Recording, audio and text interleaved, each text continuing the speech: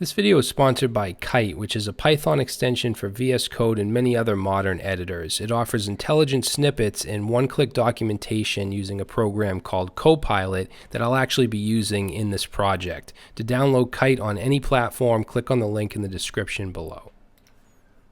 What's going on, guys? In this video we're going to look at Scrapy, which is a Python framework for crawling websites and extracting data. And there's a bunch of reasons why you might want to use something like this for data analysis, for data mining, information processing. A lot of services and websites give you data APIs to work with, but not all of them do. So there might be a website where you want some data, but there's no API available, so you can scrape the data yourself. Now, you have to keep in mind that there's a lot of ethics and even legality that goes into web scraping. So if you're using it in a professional sense for a product or your company or something, you really want to look at that. If you're scraping data from another website, you want to look at their terms and conditions, and you want to be ethical when you're dealing with web scraping. And that's really all I'm going to say on the subject. I'm not going to tell you what to do and what not to do. So what we're going to do is scrape this right here, this blog. It's called the Scraping blog. Scraping Hub blog, and I've seen this in a bunch of tutorials, so I figured it's fine for us to use in this video. And it's just a regular blog, and you can see that it has a bunch of posts, and then it has other pages of posts. So what I'd like to do is scrape every single post and get the title. So I want the title, the date, and the author. And of course you could get other stuff as well, but those are the three things that I really want to target. And by the end of this, I want to be able to run a command to scrape the website, get all that stuff, and put it into a large JSON file. And of course, you could do whatever you like with it. You could save it to a database. You could create a CSV. You can run it through what are called pipelines and mess with the data after you extract it. There's a lot you can do, but this is kind of an introductory level course. So we're going to create a script, like I said, to crawl and extract the data from the blog. And we're also going to be working in the shell, because Scrapy has a shell where we can directly run selectors and run methods on those selectors to get data. All right, so let's go ahead and jump into VS Code. And I also have my terminal open down here. I'm using my integrated terminal. And as with any Python project, we're going to create a virtual environment, and I'm just going to use virtual env for that. So if we do Python 3-m venv, and create a folder called venv. So that will be our virtual environment. And you can see inside the bin folder there's an activate script. So we just want to call that with source venv/bin/activate. Okay, so that'll activate our virtual environment. And if you're in VS Code, you want to just Command-Shift-P or Control-Shift-P, search for Python, select interpreter, and just select your virtual environment. Mine is called venv. Okay, so now we should be all set. So I'm going to install Scrapy, and we want to use pip for that, or pipenv if you're using that. So let's install Scrapy. Okay, so once Scrapy's installed, we can go ahead and create a project by saying Scrapy start project, and then I'm just going to call this, we'll call it post scrape or post crawl, whatever you want to call it, and then we're just going to cd into post scrape. And then let's take a look at the folder up here that was created. Now there's another folder called PostScrape inside of it, along with this scrapy.cfg file. And inside this folder we have a file for middlewares, for pipelines. We have something called item pipelines, where when you crawl and you extract the data, you can do certain things with it. You can cleanse it, you can, I don't know, run validation on it, different things. We're not going to get into that. That's more advanced than what I want to do here. All I want to do is create a spider. So inside the spiders folder, we're going to create a new file called posts_spider.py. Okay, so this is going to be our main file that we work with. And the first thing we're going to do is import Scrapy so that we can use it. And then we need to create a spider class. So let's say class, we'll call it posts spider, and this needs to extend scrapy.spider. Now I want to take a look at this spider class, and I'm going to use Kite to do that. So the Kite extension gives us this docs link, which will actually open up Copilot, and it'll show us everything that has to do with this class. Okay, so you can see all the different members. I just want to show you a couple things. So name is something we're going to need. It's a string to identify the spider, and it has to be unique. It has to be a string. So let's go ahead and add a name property here. We'll call this posts. And then if we go back to Kite Copilot, we also want this start URLs, which is a list or an array of URLs that we want to crawl from. So let's say start underscore URLs, set that to a list, and we're going to do HTTPS blog.scrapinghub.com, and we can do let's do /page/1/, and then I'm also going to get page 2. Now in the end I'm going to show you how we can just take the root URL and get all of the data from all the pages, but for now we're just going to grab these 2 pages and basically copy or scrape the entire page and put it into a separate HTML file, which isn't very useful on its own, aside from maybe offline web viewing, but it'll give you an idea of how this works. Now we also want a parse method. So let's see right here. So parse, which takes in a response. This is the default callback used by Scrapy to process download responses when their requests don't specify a callback. So it's basically in charge of the response and returning the scrape data. So let's go ahead and define parse, and we want to pass in self since it's a method of this class, and then it takes in a response. Okay, so the response is basically the data that we scrape. Now in this case, we're just going to basically copy both of these pages and create 2 new HTML files with the same exact HTML. So we're scraping the entire page. Later on, we're going to target certain elements of the page using selectors and put them into a JSON file. So I'm going to create a variable called page and set that to response.url, so that will give us dealing with both of these URLs, and I just want to get the page number, so in this case 1 and 2. So we can use the split method, and we'll say we want to split them by the slash, and we want to go 1 from the end, so 1/ from the end, and we should end up here at the number. So that should put either 1 or 2, depending on whatever page you're scraping, into this variable. Then we want to set a file name, and we're going to set it to posts dash and then whatever the page number. So I'm going to use my %s, my placeholder here, .html, and then we want to replace that with whatever the page number.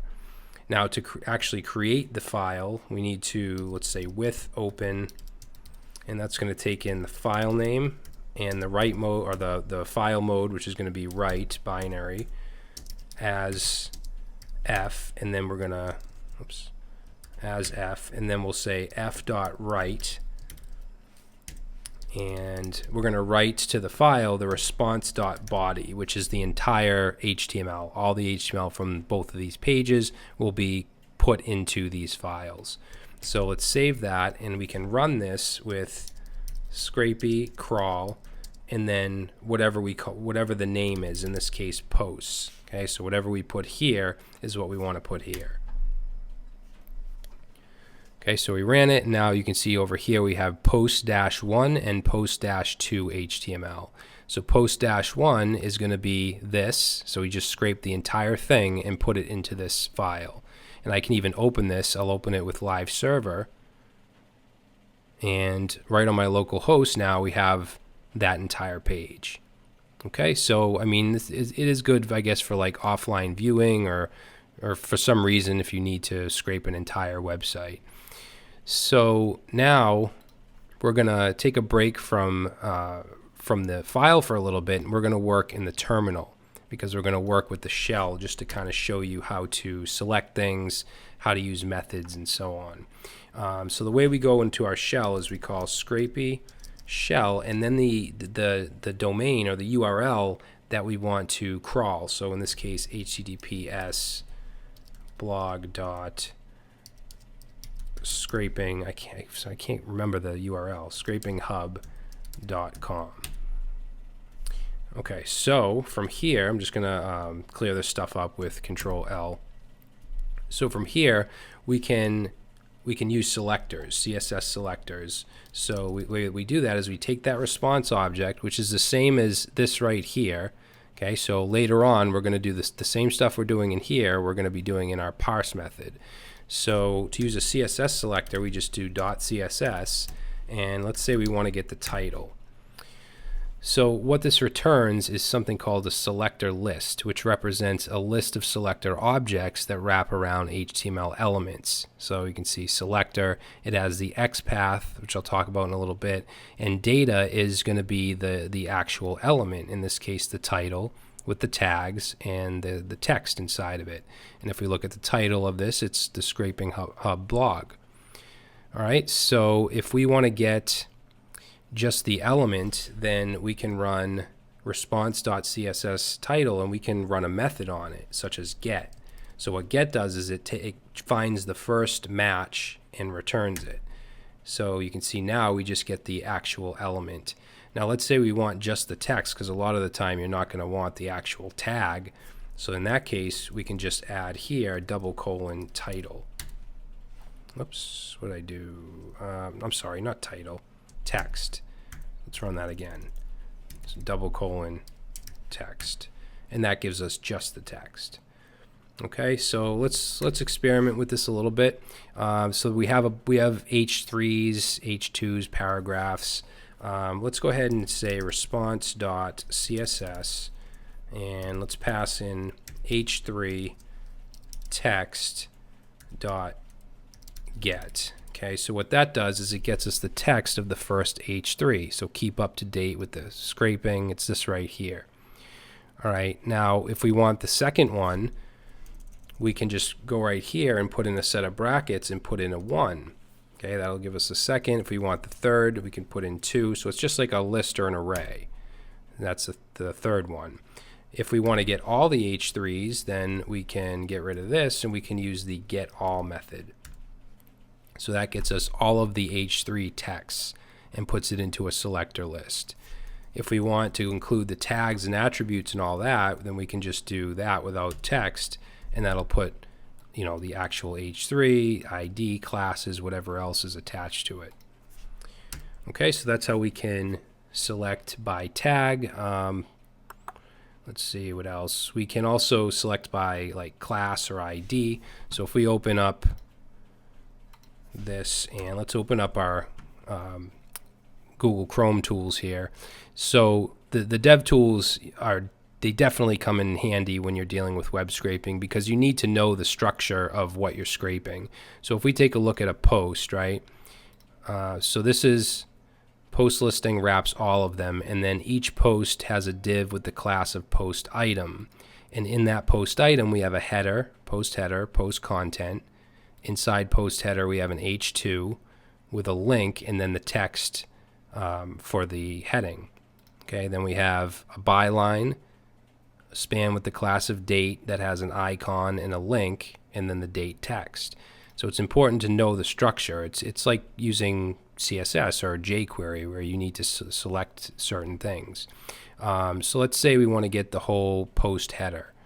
So I could do, let's say, response CSS, and let's do .post-header, so we can select by a class, and we could get all, so that gives us all the post headers, or we could get the first one. We could do get like that. Let's say we wanted to get the first link in the post header, we could just add an A. Okay, if we wanted to get just the text of the first link, we could do that. If we want to get the second one, we could do that, which is the date. All right, so pretty easy. We can also use regular expressions. Okay, so there's a method called RE for regular expressions. So if I say response.css, and let's say we want to get all the paragraph text, and let's say .re, and in here we have to format this with an R string like this. And let's say we want to get all the instances of the word scraping, that'll do that. If we want to get all the instances of just anything that starts with S, so we can put in a word character here and then plus, and that just gives us everything that starts with S. even if we wanted to get like right here where it says whether you are, say we wanted to get every word that has you, the word you in the middle of it, we could go ahead and do, let's get rid of this, and for our regular expression we'll put a word character and then the word you and then another one, so /w plus, and it gives us every word that has you in the middle, so whether you are, actions you will, when you should, and so on. Okay, so you can put any regular expression, you can get data that way. So now what I want to do is take a look at using XPath selectors. So XPath is it's a language for selecting nodes in XML documents, and it can also be used with HTML. It's really difficult for me, actually. It's kind of confusing, but these CSS selectors are kind of like syntactic sugar for the XPath selectors. The XPath is what's happening under the hood, but you can use them directly, like let's say response.xpath, and let's say we want to get all the H3s, we can do //H3. So if I do that, then we get all the H3s. If we wanted to get all the H3 just the text, we could do / and then text with parentheses. Oh, I'm sorry, we need to call a method, so we can use extract.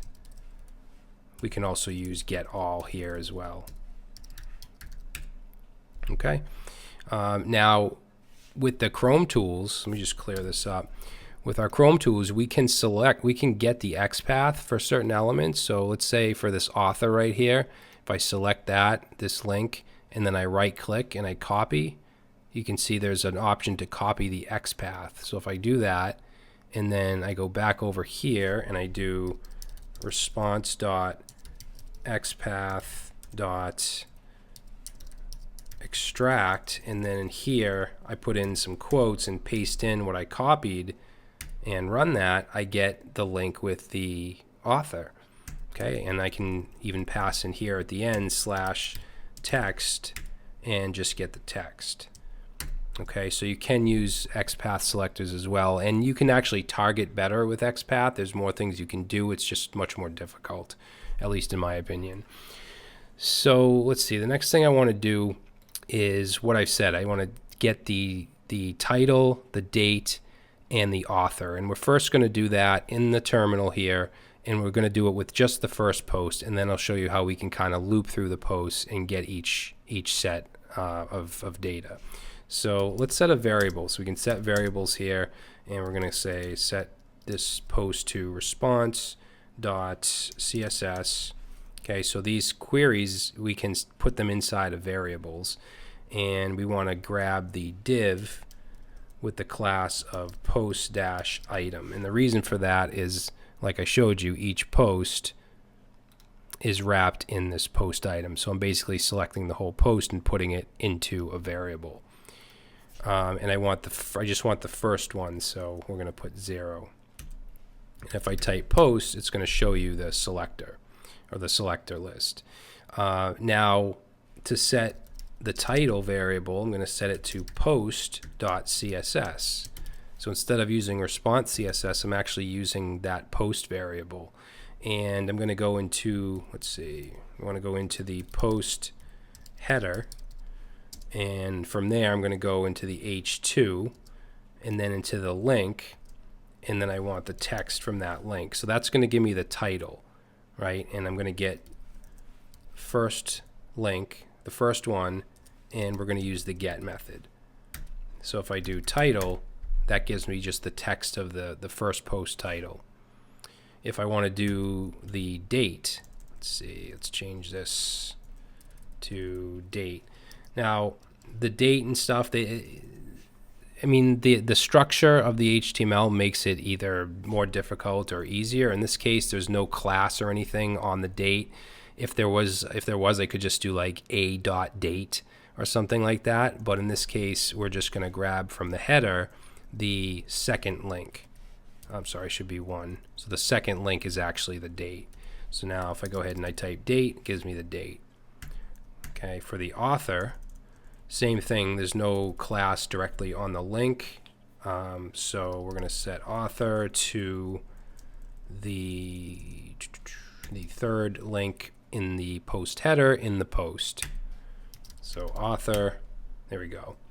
All right, so that's how we can do that with just a single post. Now I'm going to show you how we can loop through. So we're going to say for post in response response.css, and we want to grab, say, div.post-item. Okay, so we're going to create a loop here. So we're looping through our posts, and we want to make sure you tab over here since we're in the shell, or else it's just going to end the line when you hit enter. We want to create a variable for each one. So title, we'll take the post CSS, and inside here, let's say post dot, I'm sorry, not post dot header, post dash header dot post dash header. And then from there, we're going to get the H2, from there the link, and we want the text, we want the first one, and we want to get. Okay, so we're going to enter and then tab over, and then let's add the date. And we're going to say post.css,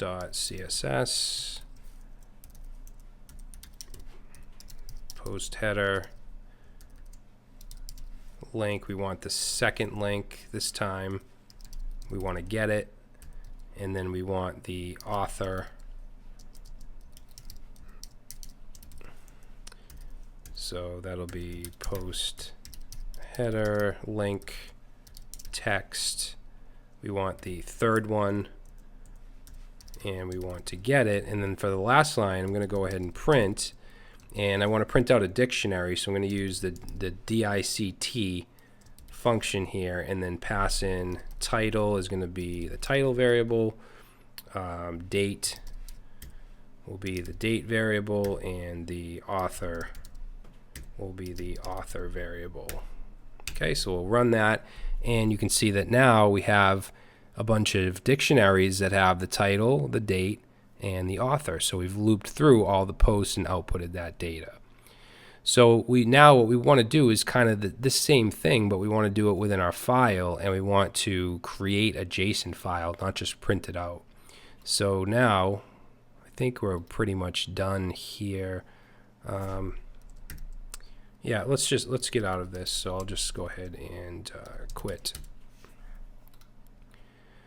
So let's go back into our file, and I'm gonna get rid of this second one here, and I'm just gonna use the root URL, because again, I'm gonna show you how we can go through all the pages without having to actually manually add them.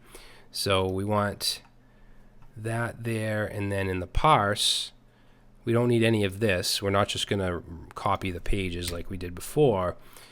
We want to loop through, like I just showed you. We're going to say for post in response.css. So we use these selectors the same way as we did in the shell.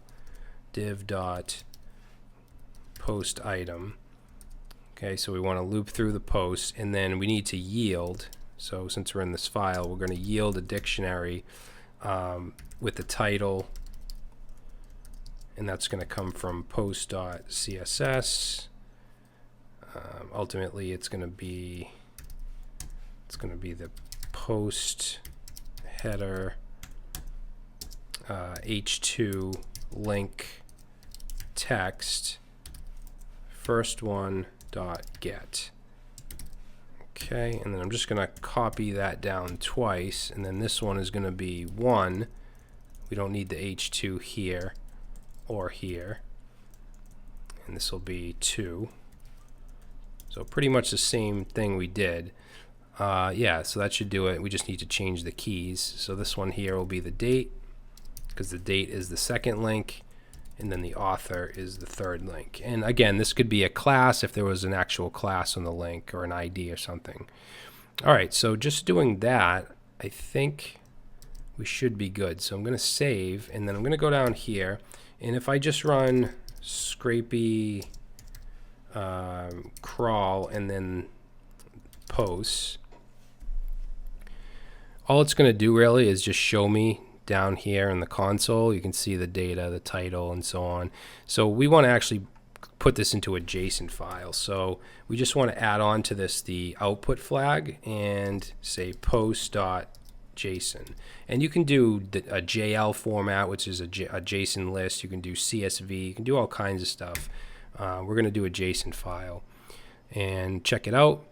So now we have a JSON array with all of the posts, but notice it's only on the first page. Okay, so we have all the posts on the first page. So now I'm going to show you how we can actually follow links and scrape data from other pages. So if we go back here and we go down to the pagination, so this right here, older posts, and we take a look at that. So this is going to be pretty easy because this link has a class of next post link. Right, so remember that, and then it has an href attribute that goes to the next page that we want to scrape.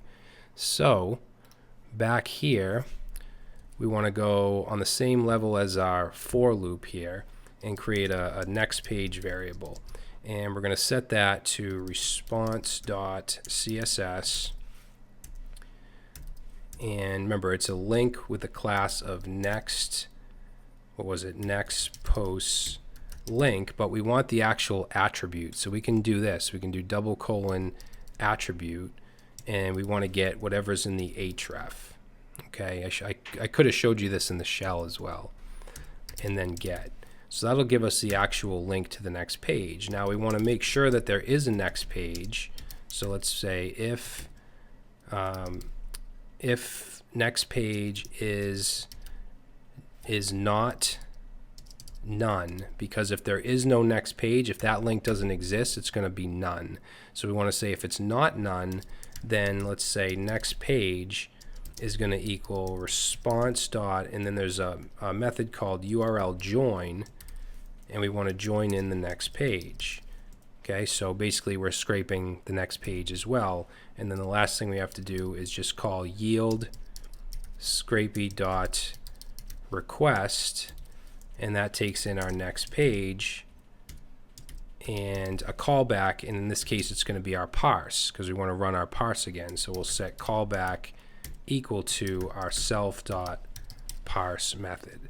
So I'm going to save this, and now what should happen is it should scrape the entire site. So I'm going to delete this JSON file that we just created, and I'm going to run this again. So output post JSON, and it's going to take a little longer because there's more data to go through. So right now it's just scraping the entire blog. And if I go to my post.json, check that out. So there's tons more data because it went through every single page and it took the title, the date, and the author.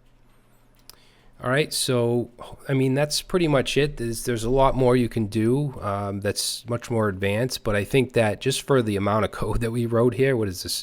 It's 21 lines counting the spaces here. So, you know, less than 20 lines of code, and we're able to scrape an entire website and get certain pieces of data. I don't know how useful some blog fields are, but if you go to like an e-commerce site for a certain category, maybe you want to have a list of all the products or something like that, Scrapy is really good for stuff like that. So hopefully you learned something here and you enjoyed it, and that's it. I will see you in the next video.